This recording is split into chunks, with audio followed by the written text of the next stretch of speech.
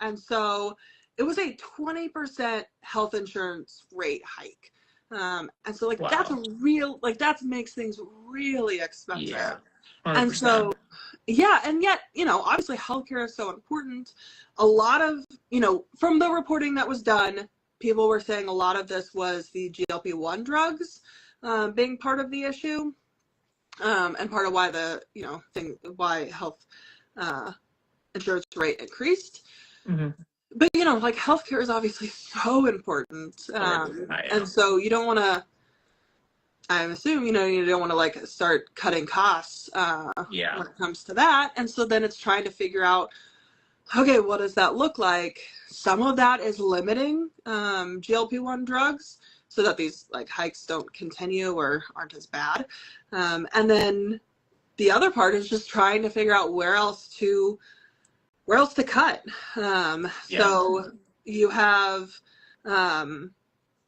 right now they're talking about 568 layoffs or, just like cut positions. Not all 568 are people in those positions. Some are not filled within the Boston Public Schools.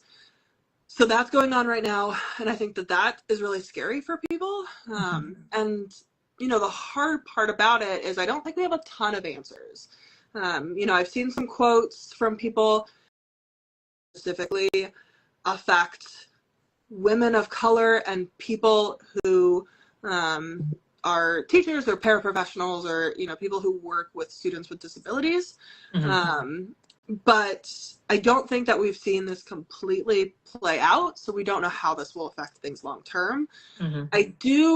My understanding, again, of the reporting that's out there is also, that they're trying to move people around. So, maybe there was this position that wasn't really needed or this classroom that wasn't really full, but then we can move this person over there and eliminate that position. So some of that is also going on. But in the end, like that could still have consequences that we just don't know of yet. And will have to be something that we just watch.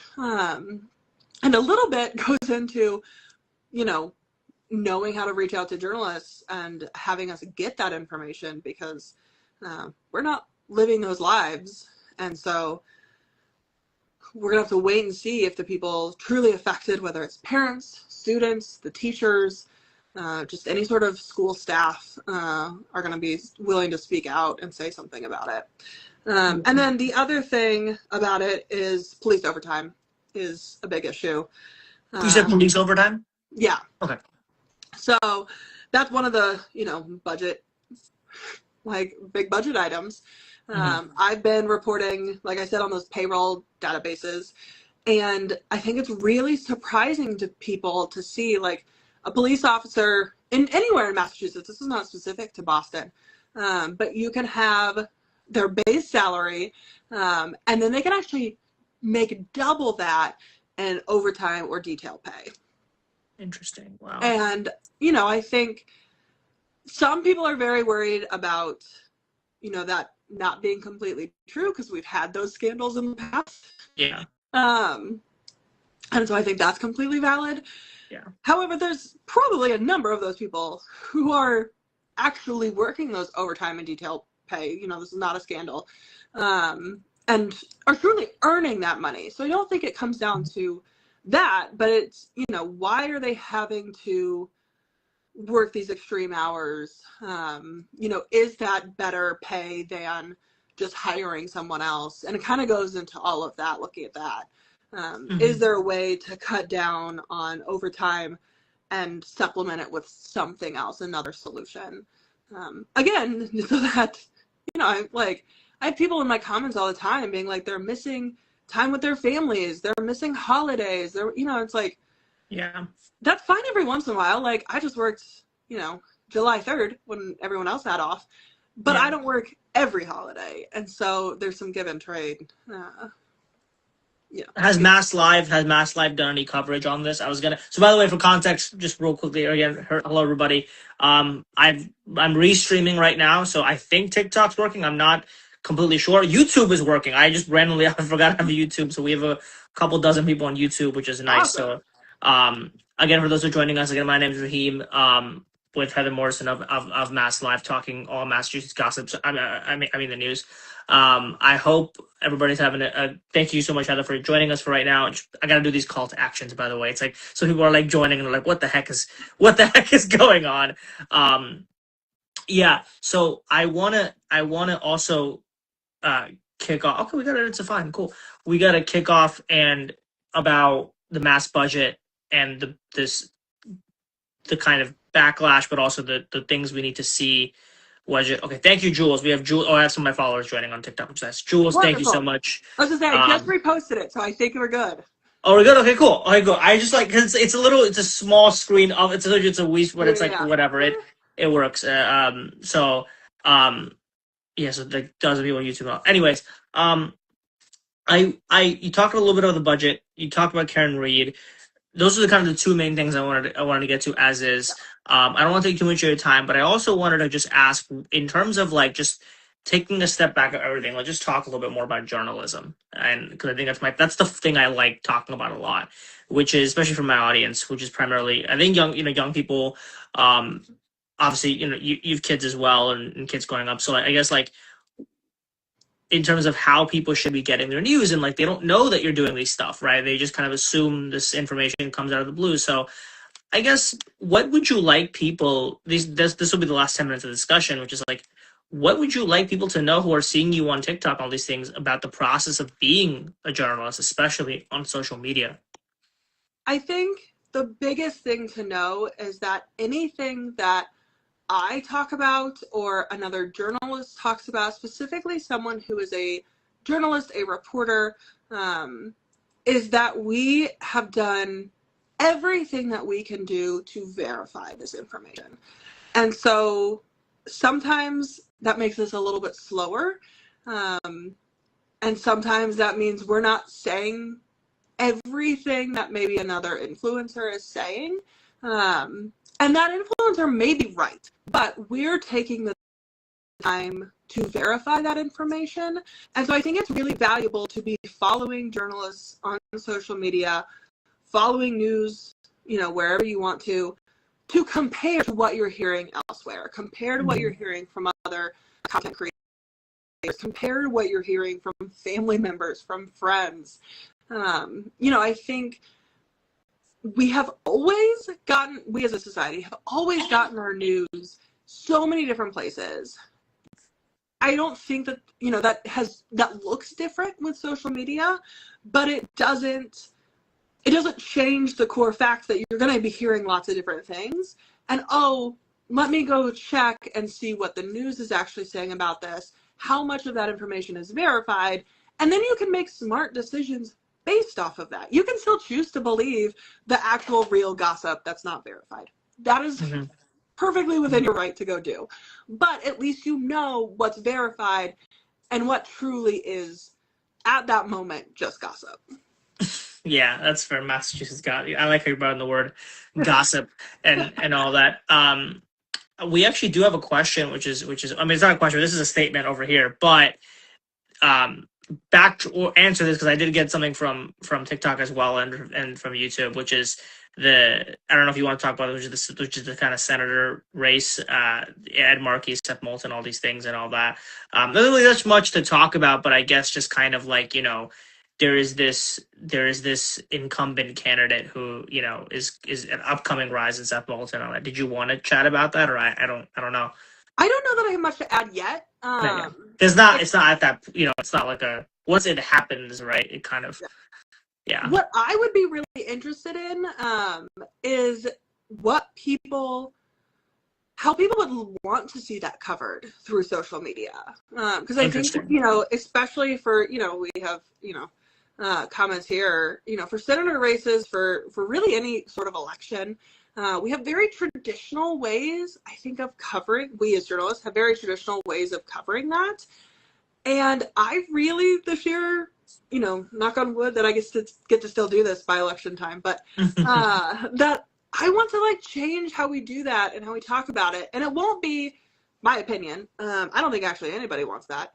But I do want to make it more interesting, easier to understand, feel like, I don't know, I want the news to be for people for the people. And so like Yeah. I want comments, I want DMs. Like if you have a dream on how you would get news about these races, please let me know, because I am brainstorming what that looks like. Yeah, that makes sense. That makes sense. I actually try to add I try to add like a little mass live thing on us on TikTok, but it's fine. I wonder also, like, I think with that being said, in terms of as we wrap up this conversation and all that, which is what what do you think is the future of politics? But you also have, I think what people confuse often about is kind of this like a lot of because I've been seeing a lot of creators, and I know that these creators, which is again who are take money from political parties or PACs, whatever it is, and doing this content creation versus like people often, what is the line? Because that line between journalist and creator is so blurred, and it's like that's a big thing how I define line. Like even for me, for example, I don't take brand deals and sponsorships, even though I mean I could, right, but I choose not to. So I don't know. So I guess where do you think that kind of line treads more and more? I think it's going to change. Mhm. So I think traditionally it has been a really, hard line. How much, I say it's a hard line. There's, depending on the news organization, there might be different, dollar amounts to that. And so, like, you can't take, some people, like, for us, traditionally, it has been you can't take anything Mhm. for free. Other places have been, like, you can take up to $75, $125, numbers that, like, in the end are not going to influence you to, like, ruin your career over. Like, no one's going to ruin their career over $125 or $5. Maybe um in this hopefully. economy, I'm Okay, brought well, it back. maybe actually for a dozen eggs I may. No, I'm For a kidding. dozen eggs, you know what? uh, so I think that has been interesting over the years. I do think with creators and how things are changing, that will change. I do still think there needs to be ethics behind it. So, For are there, for creators, like just for creators in general. for creators who want to talk about news and do it in a way that there isn't an opinion to it. Yeah. So if you're like upfront and you're like, yeah, I'm taking money, this is my opinion, and here's also some facts alongside my opinion, I think that's valid and it's a type of content you can create. But if you're trying to be like, this is not my opinion, and then you're taking like hundreds of dollars from, a political party, that's really not that upfront and it's a little concerning. Yeah. However, if you like are, if you're someone in Boston and there's a local coffee shop that's willing to sponsor you for, just content of being like, hey, I really like this coffee shop. Yeah. I think that there's a lot of room for that, and that's going to change. Whereas traditionally in journalism, you couldn't do You that. couldn't do that. That's, just to follow up on, just to add on that, which is like for those who know me, if you do, like my accounts are very confusing because I also have a sports account, and that's actually where I get funding. I get like funds and like brand deals and all that. Compared to that, because that's a separate. That's just Yeah, me crying about the Jalen Brown trade, right? That is like that. That's me doing that. That is yeah, some elements. Sometimes they often connect. With it, but like I try my best to keep that. It's something a lot of actually international creator journalists use because they're like, especially those who are like in developing countries or like like they have to go through governments who are complete even grateful to be enough. We have press freedom threats, but like we still have, compared to other countries, a not not as yeah, we have a better information ecosystem with funding and all that. Where so that's what they'll do, right? So that's what I've been trying to do more of, and also trying to like. I'm trying to also figure out the same thing. Like, again, I'm okay, going, covering my local sports bar and talk about how awesome it is and like whatever. Because like that to me is kind of like it's like it's an ad, right? I saw yeah, Axios Boston, for example. They had an ad about it was a cleaning service, and I'm like, I'll do that, yeah. So yeah, so but again, like I think the lines, especially as you said, blur. when we talk about the process, and that's exactly why I bring journalists on live. You are my fifth or sixth journalist I have brought on live, first kind of a newsroom representative, to do this, because a lot of my audience members, if we're on TikTok, they would probably comment a little bit more because it's hard to see them, but they don't know this, right? It's like, I brought up a publisher. They're like, what the hell is a publisher? And I'm like, Yeah. exactly, exactly. So Some days I'm um, like, also like, what? what's what's What are you doing? Wait, what's it? And like, journalists don't put that in their head. Like, there's also data that's like, what I think 1/4 or 1/3 who would never meet a journalist, right, in their Yeah. life. These are people who are giving information. And so, yeah. Do you have any, I guess, final thought? Yeah, go ahead. Any Yeah. final thoughts about any of these things as we begin to wrap up? Yeah, 100%. So, and this goes with that, is just how to like get your story to a journalist, because I think the absolute best stories come from when I'm hearing from people in the community. And I think depending on the day, like, I oftentimes work from home. Sometimes I work at a coffee shop, but no one's coming up and talking to me, even though I'm very friendly. I would love to chat, but no one is. They're also all just working in coffee shops.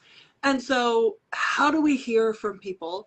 And literally one of those ways is just like slide into my DMs. So I have gotten really important stories by people sliding into my DMs. And I have like tons and tons of stories that I have lists of that I think are really, really valuable, important stories that I just haven't had. I'm one person. I do have a team, but we're all humans. I'm one person. Yeah, you are actually one person. But like, we only have so much time in the day that we can't get to every single story that's out there yet. Like I said, I keep a list.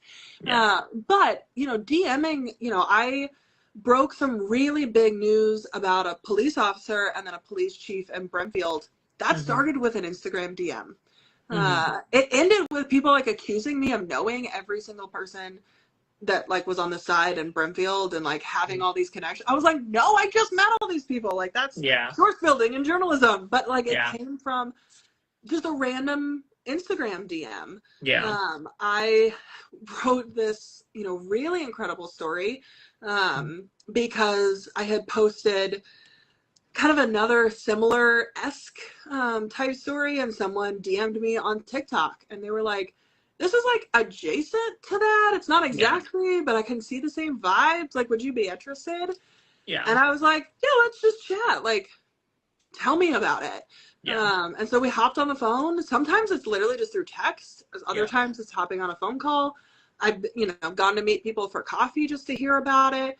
And not every time they're stories that we can do or that, we can prove or, validate or take on. But then a lot of times there are. And that's, I think, so important for people to know that it's literally that that's easy. simple. Just just DM someone. No, I get that's a fair point. I get DMs too, and I'll reiterate this. Where like, obviously you have, like I said, a team, right? Where a lot of independent journalists, and the news creators, right? They don't, like I said, like myself, are trying to build out whatever I can to do so. But I think that's why a lot of them also are partnering, right, with newsrooms. Like Florida, Monique Madden partnered with Trib Live because she had this report about detention facility in Florida, and so again they partnered up. Florida Trip partnered up with. So like, there's ways to work together, because if you have the utilities and I have the sources, right? So there's that same thing with me, where it's again like a lot of people are starting to reach out, especially on the data centers aspect, where a lot of people are like, hey, this is happening. I'm like, oh, like.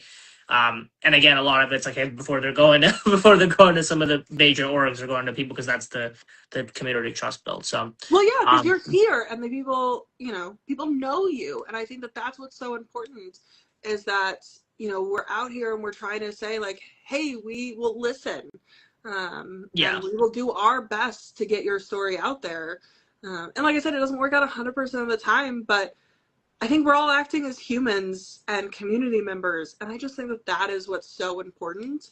And it doesn't need to be, I think people sometimes get really nervous about reaching out to journalists. They can we can be this kind of other situation. And it's like, do I have to email this very official email? Like, no, just slide No, in my just DMs. I'm a yeah, human just too. slap in my name. That's a great way to end it. But Heather, thank you so much. Again, for those who are here, I'm gonna do a little last sign off, or hopefully before you head off again. My name's Raheem. I'm with Heather Morrison. We talked a lot about Karen Reed, Boston Budget, and my favorite part, which is kind of journalism, how we're getting information. Hope you're following, obviously, Mass Live. You guys have a newsletter, by the way. Do you guys have or Not yet. several? Well, we have some newsletters. I Well, don't personally have a subscribe to newsletter yet, their but it is something newsletter. I'm thinking about. Yeah, I often say, I'm like, hey, how do I, what's the kind of CTA? But I just check out the website. For us, we have a text newsletter, which is because I'm a next gen newsroom, so I text people. I need to sign up for this. What am I doing? Yeah, it's once a week. I try my best. It's a little bit like, it's so funny because I'm like, is this working? People text me now. When you say DM me, I'm like, they literally just text me. I'm like, hey, what's up? So That's awesome. Okay, yeah, I'm signing up for this as soon as yeah, we get off this. And yeah, anyone who's still watching who's not signed up will sign up with me. yeah, exactly.